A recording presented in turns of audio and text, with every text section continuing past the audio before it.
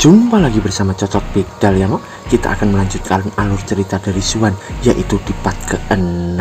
By the way, ada yang kirim salam lagi ya Mo, yaitu Bang Diki dari Medan dan Bang Apep Indra dari Majalaya. Langsung saja. Dek Siti kesakitan berselimut dengan aku dan cerat-cerit cerut ituku. Di part kali ini kita diperlihatkan seseorang yang bercincin sedang memegang pedang dari mayat kera itu. Ia pun bergumam, setelah kera itu menghilang, ini semua yang tersisa ternyata itu adalah teman dari Kuisowi. Lalu ia pun bergumam lagi, ini pasti harta yang langka juga, sambil ia menghilangkan pedang itu dan memasukkan ke dalam cincin penyimpanan. Lalu di sana terlihat cincin penyimpanan itu yang bersinar, dan mereka semua pun memasuki ruangan yang di dalamnya terdapat Suwan yang sedang berdiri. Lalu di sana Kuisui pun berkata, "Hei Suwan, di mana tetes esensi darah itu?" Dan Suwan pun menjawab, "Bagaimana kau bisa mengatasi tekanan itu?" Lalu Lisiki pun berkata, "Kera kering dari monyet tua itu telah hilang tertiup angin." Lalu Suwan pun berkata, "Oh begitu," dan ia terkejut karena dari sampingnya terdapat Yuryang yang berkata, "Hei Suwan, serahkan esensi darah itu, jika tidak jangan salahkan kami karena bersikap kasar ya." Lalu Suwan pun menjawab, "Bagaimana kau bisa yakin bahwa aku yang mengambilnya? Bahkan apa aku akan menggunakannya?" Lalu di sisi Yuryang ia pun tersenyum dan berkata, "Apa menurutmu kita bodoh melihat tata letak tempat ini? Aku juga tahu esensi darah benar-benar luar biasa. Jika kau menggunakannya, kau akan tiba-tiba mati kan?" Tapi tiba-tiba Kuisui pun menyerang ke arah Suwan dan ia pun berkata, "Berhenti berbicara omong kosong paginya, pukul dia dulu lalu siksa perlahan." Lalu di sisi Suwan ia pun bergumam, "Ingin memukulku?" sambil ia menghindarinya. Di sana Kuisui pun berkata lagi, "Makan telapak tanganku." Lalu Suwan pun bergumam, "Maka jangan salahkan aku ya."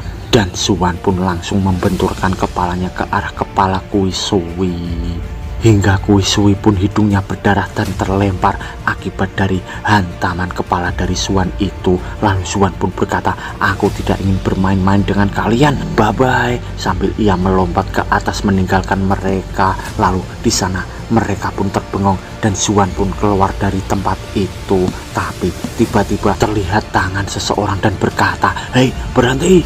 Lalu terlihat Suwan yang terdiam dan berkata, "Apa?" Ternyata itu adalah Meng Rui yang menyerang ke arahnya juga. Lalu Suwan pun bergumam, suara ini sangat keras dan ia pun terpental akibat hantaman dari Meng Rui itu. Di saat Suwan akan turun, ia pun terlihat dari belakang akan diserang seseorang lagi, dan seseorang itu pun berkata, "Aku pasti akan menangkapmu sekarang," sambil terlihat Suwan yang sudah turun ke tanah. Lalu orang itu pun akan menangkapnya, tapi Suwan langsung melompat lagi ke arah atas. Seseorang di sana pun terbengong dan berkata, "Apa dia seorang ahli bela diri sejati yang bisa terbang di udara?" Lalu Kuisui pun berkata, "Bodoh, jika dia ahli bela diri sejati, bisakah kau tetap berdiri di sini sekarang? Pastinya kau akan mati kan?" Sambil Kuisui pun mengejar Suwan yang sedang melayang di sana. Lalu di sana Suwan pun melihat ke arah depan, ia pun mengarah ke arah gua itu. Di sana Kuisui pun mengejarnya. Sambil terlihat cakaran dari Kuisui, ia pun berkata, "Tidak cukup tinggi untuk terbang kan?" Sambil ia akan memegang kaki dari Suwan. Di sana Suwan pun terkejut dan Kuisui pun tersenyum karena telah bisa memegang kaki dari Suwan. Lalu ia pun berkata, "Serahkan semua harta karun itu." Lalu di sana Suwan pun terdiam dan bergumam, meringankan tubuh yang hilang dengan semangat bela dirinya, dan tendanganku juga ditekan oleh tangannya. Sepertinya aku harus meningkatkan kultivasiku. Sambil terlihat Kuisui yang akan menyerang dan Suwan pun akan menyerang juga. Lalu di sana Kuisui terpental karena Suwan pun malah menendang dengan kaki yang satunya. Lalu Kuisui pun akan menangkap Suwan lagi sambil berkata, "Kau mau kabur? Kau tidak akan bisa mengalahkan 9 dari kami. Jadi tinggalkan setetes esensi darah itu," sambil ia menebas-nebas ke arah Suwan sana. Lalu Kuisui pun berkata lagi, "Kau ingin kabur? Aku akan di sini. Kau tidak akan bisa kabur," sambil ia menghadang ke arah gua itu. Tapi tiba-tiba di dalam gua terlihat dua orang yang sedang menatap mereka, dan di sana Zuan pun berkata, "Awas!" Lalu muncullah seberkas sinar di sana, dan lalu Kuisui pun merasa kesakitan dan ia pun terlempar dan ia pun tepar berdarah di sana. Lalu Zuan pun melirik ke arah gua itu dan mereka semua terbengong karena dari dalamnya terdapat Tetua Xiang yang bersama anak buahnya. Tetua Xiang pun berkata, "Awalnya aku hanya berharap kalian akan menggambar peta, tapi aku tidak berharap kalian bisa menghancurkan formasinya." "Siapa keturunan dari Meng Yulong?" sambil ia melirik ke arah mereka. Lalu di sana Meng Rui pun ketakutan sambil bergumam, "Ini tidak bagus." Sambil terlihat Tetua Xiang ia pun berkata, "Tidak ada yang mengaku, tidak apa-apa. Aku suka menyiksa orang yang bertulang karena menyenangkan." Sambil terlihat senyuman psikopat darinya. Lalu ia pun melihat ke arah Kuisui. Di sana Tetua Xiang pun berkata, "Aku tidak mengharapkan yang paling sulit. Yang pertama dieliminasi. Tampaknya Tuhan ingin aku berhasil. Tapi bagaimana kau bisa melihat kami?" Lalu Zuan pun menjawab, "Kalian memiliki wajah yang sama, yang mudah dikenali." Lalu Pak Tua Xiang pun bergumam, "Kami berdua berjalan dengan hati-hati di sepanjang dinding gua. Kegelapan yang benar-benar tersembunyi, sulit untuk dilihat kan?" Lalu ia pun berkata, "Kamu tidak jujur, tapi itu tidak masalah. Aku suka kamu akan jujur nantinya." Sambil ia melihat ke arah mereka. Lalu di sana Zuan pun terbengong dan berkata, "Keduanya berada di tengah-tengah alam Lingwu dan siapapun bisa membunuh kita." Sambil ia melihat ke arah mereka berdua, lalu Zuan pun bergumam lagi, "Aneh, kultivasiku adalah alam Kiwu. Mengapa aku bisa mengamati kultivasi alam Lingwu? Apa karena darah itu?" Sambil ia membayangkan sosok kera besar itu. Lalu Tetua Xiang di sana pun melirik dan ia pun berkata, "Selama kalian dengan patuh menyerahkan harta itu, aku akan mengampuni kalian. Tidak ada poin dan spirit stone untuk diberikan." Lalu Zuan pun terdiam dan bergumam, dia ingin membodohi kita." Tapi tiba-tiba Li Jihye pun berkata, "Harta karun itu ada di dalam dirinya," sambil menuju ke arah Zuan. Lalu Tetua Xiang pun tersenyum sambil berkata, "Siapa bilang aku tidak akan membiarkan kalian pergi? Hahaha, selama kalian dengan patuh menyerahkan harta itu, aku pasti akan membiarkan kalian pergi." Lalu Zuan pun di sana berkata, "Ada 5 alam Lingwu di sini. Menurutmu apa harta karun akan berada di alam Kiwu sepertiku?" Tapi tiba-tiba lagi Li Jihye pun berkata, "Aku bersumpah harta karun ada di dalam dirinya. Jika aku berbohong, surga akan menghukumku." Sambil terlihat Zuan di sana yang terdiam dan ia pun berkata, "Sial, apa yang dibicarakan orang bodoh ini?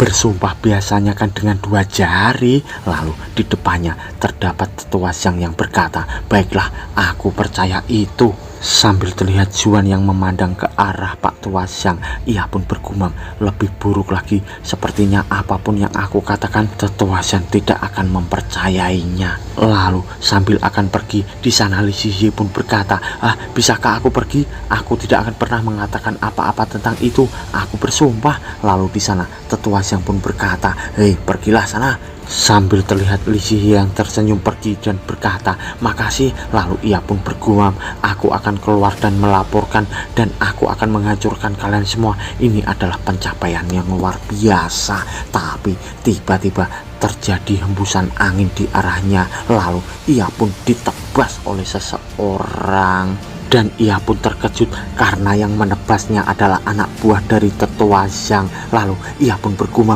"Ini adalah ilusi."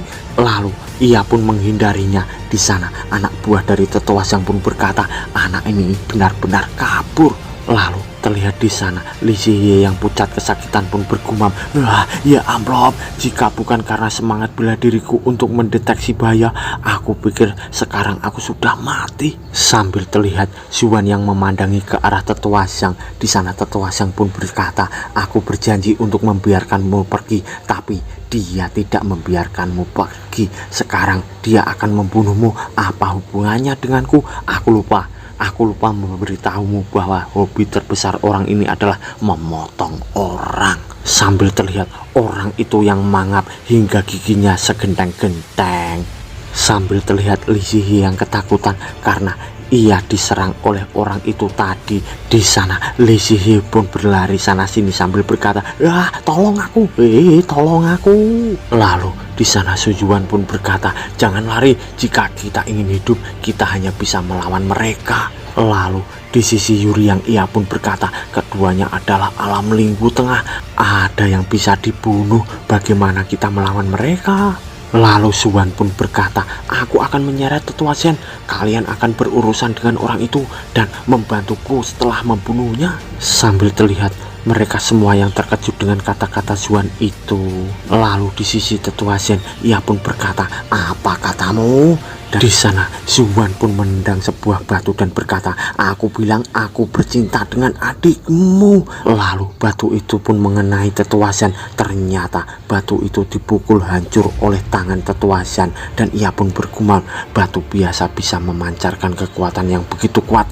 Tidak semua alam Kiwu bisa melakukannya, kan?" Lalu terlihat di sana Suwan pun melompat ke arah pohon dan Pak Tua Shen pun berkata, "Hei, jangan lari kau." Sambil ia mengejar Suwan, lalu ia pun berkata pada anak buahnya, "Anak ini agak aneh, aku akan membunuhnya, kau urus yang lainnya." Sambil terlihat anak buahnya yang bercaping berkata, "Yakinlah saat Anda kembali Tuan, ada 9 mayat di sini." Sambil terlihat giginya yang segendang-gendang itu, ia pun berkata, "Tapi saya tidak menjamin seluruh tubuhnya. Hahaha. By the way, ia sukanya memotong tubuh, mungkin ia akan memotong mereka semua ya, Mo." Sambil terlihat Suwan yang memukul kepala Li Zihi, Suwan pun berkata, "Idiot, apa kau benar-benar percaya bahwa dia akan membiarkan kita pergi? Tempat ini dilarang oleh keluarga kerajaan, di mana Su Feng tidak bisa menemukannya. Menurutmu mereka bakal melepaskan kita, bodoh?" Lalu di sisi Meng Rui ia pun berkata, "Suwan benar, jika kita tertangkap kita akan mati." Sambil ia melihat ke arah orang bercaping itu yang berkata, "Haha, mari kita lihat apakah kalian semua bisa bertahan." Sambil ia akan menyerang ke arah mereka. Lalu terlihat Yuri yang akan menyerang juga dan orang yang bercaping pun berkata, "4 domain Limbu awal, 1 terluka ditambah 4 domain Kiwu. Haha, kelompok seperti ini akan melawanku." Sambil terlihat Yuri yang mengarahkan pukulannya pun berkata, "Skyrocketing Force." Tapi pukulan itu dapat dihalau dengan senjata orang bercaping itu. Di sana pukulan Yuryang pun berbenturan dengan senjata orang bercaping. Lalu Yuryang pun berkata, "Semuanya hati-hati, pedang itu bisa memotong energi Ki." Sambil terlihat Meng Rui yang mengeluarkan skillnya dan ia pun mengarahkannya ke arah orang bercaping sambil berkata, "Arai-Jing Swing Hua." Lalu orang itu pun berkata, Sial, aku tidak bisa bergerak. Semua orang menyerangku." Sambil terlihat mereka semua yang akan menyerangnya. Lalu di sana pria itu pun dihajar dengan bertubi-tubi hingga ia pun terseret ke belakang. Lalu di sana terlihat ia yang terluka di bagian mulut dan berkata, "Brengsek, aku harus lebih serius ya. Aku akan memotong kalian semua." Sambil terlihat pedangnya yang beraura merah diarahkan ke arah mereka. Lalu di sisi Zuan terlihat gerakan yang sangat cepat. Ia pun menghindar dari serangan Tetua Zhang dan Tetua Zhang pun berkata, "Anak bau, jangan lari." Sambil ia menghancurkan sebuah pohon di sana. Lalu terlihat tangannya yang mengeluarkan sebuah aura. Di sana Zuan pun menghindarinya dan Tetua Zhang pun berkata, "Anak baik, sebenarnya ada 2. Jika kau hanya bisa cepat, kau akan mati."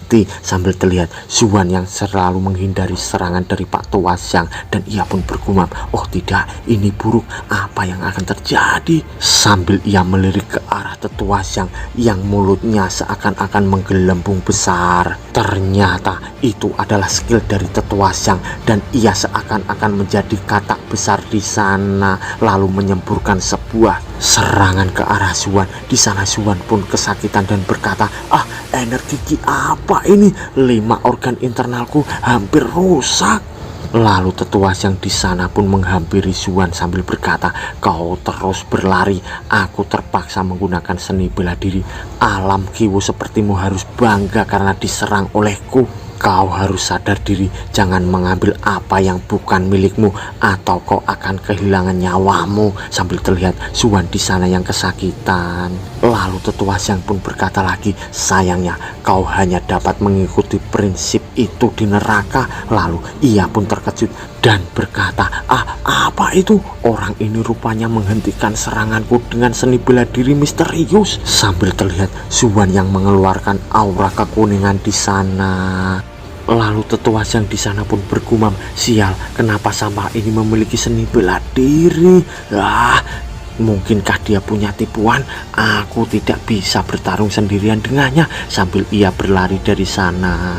Lalu Suwan di sana pun bangkit dan bergumam, untungnya Xingyang Wujing bisa menahan teriakannya. Sayang sekali ini belum selesai, bahkan jika dia bertabrak dia tidak akan terbunuh. Sambil terlihat kobaran aura di tangannya lalu membentuk sebuah bola. Di sana Suwan pun bergumam, aku akan bertaruh pada kesempatan ini. Lalu terlihat kobaran itu yang menyelimuti tubuh Suwan hingga di tangannya terlihat bola itu.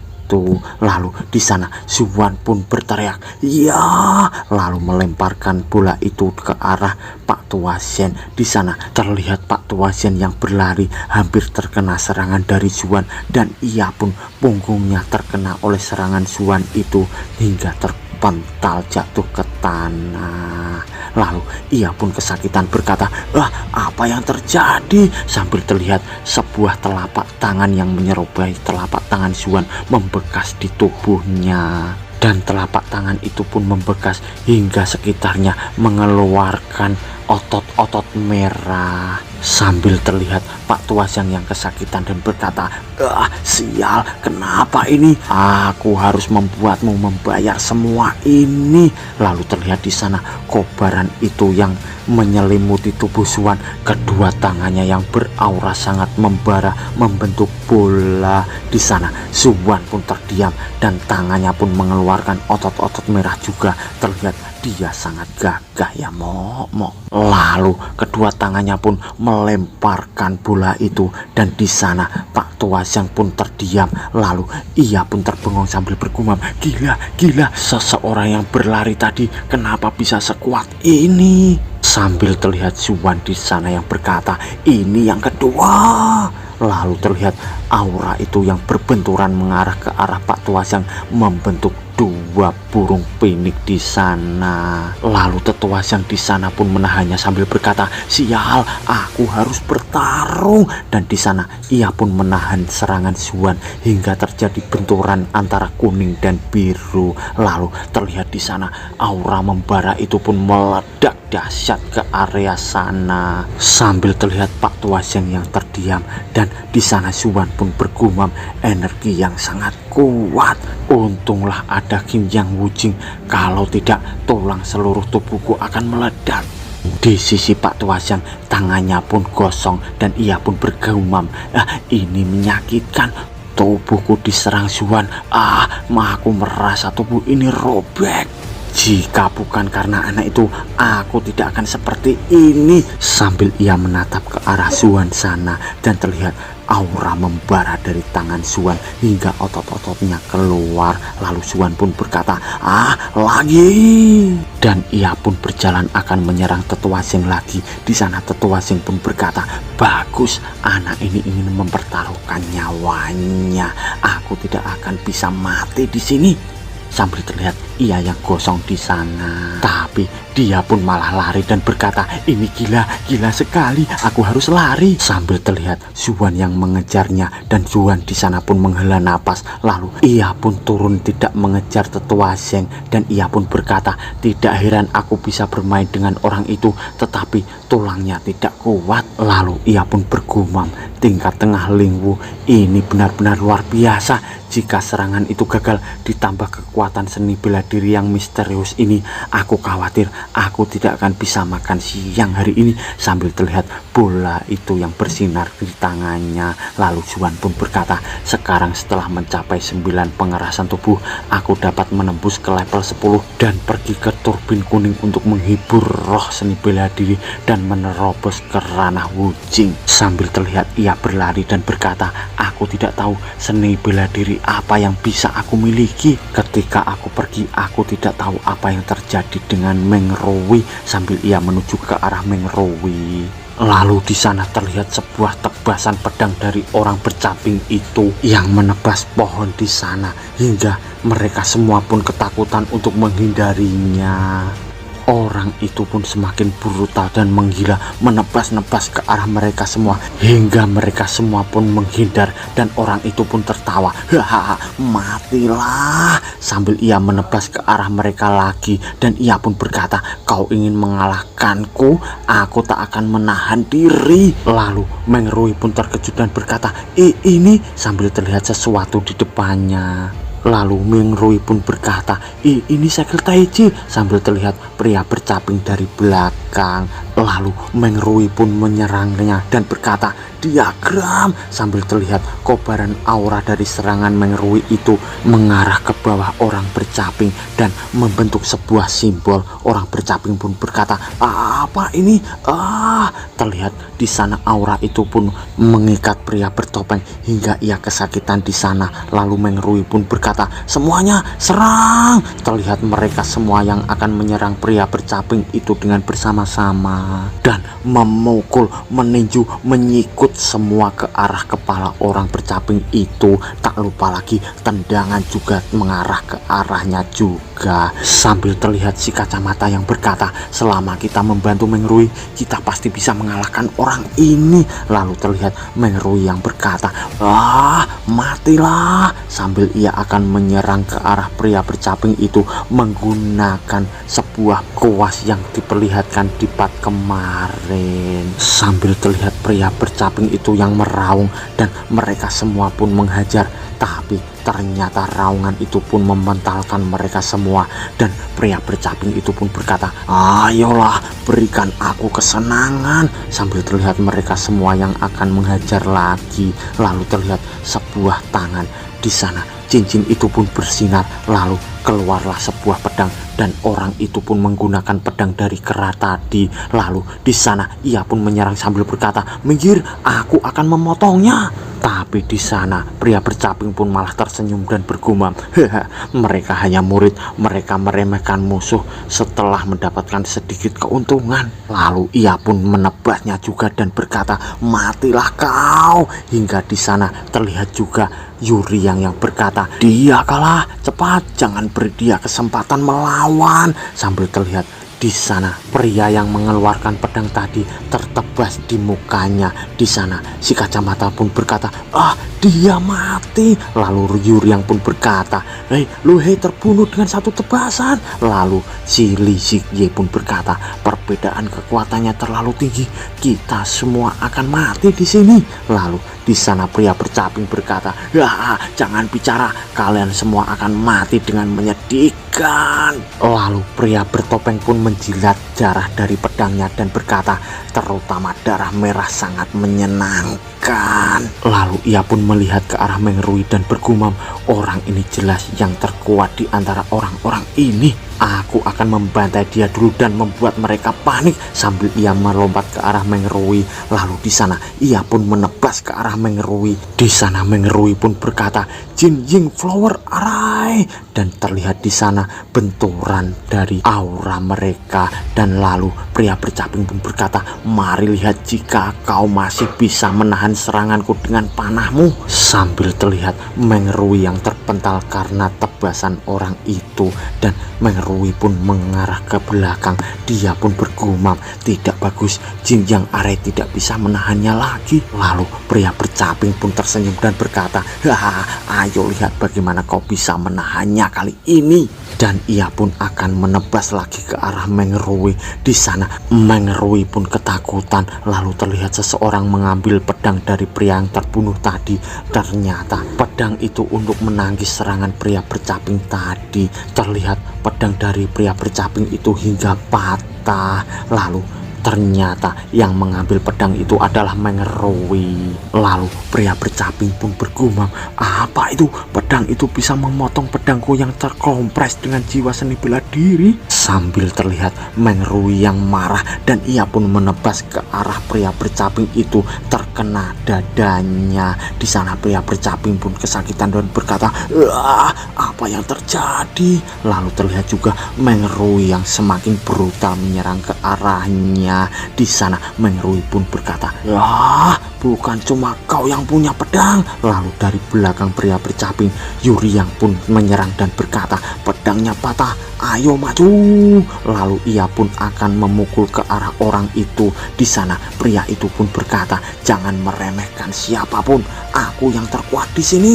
Sambil terlihat Yuryang yang terkejut dan ia pun menahan serangan dari pria bercaping itu, hingga di sana pelindung tangan dari Yuryang pun pecah berserakan. Lalu Li Zhiye pun berkata, kau baik-baik saja? Ternyata dari depannya pria bercaping pun menyerang sambil berkata lagi, kau harus mengkhawatirkan dirimu sendiri dulu, tahu? Sambil ia menyerang ke arah Li Zhiye, tapi di sana Li Zhiye pun dengan cepat menghindarinya dengan cara memutar tubuhnya dan bersambung mo.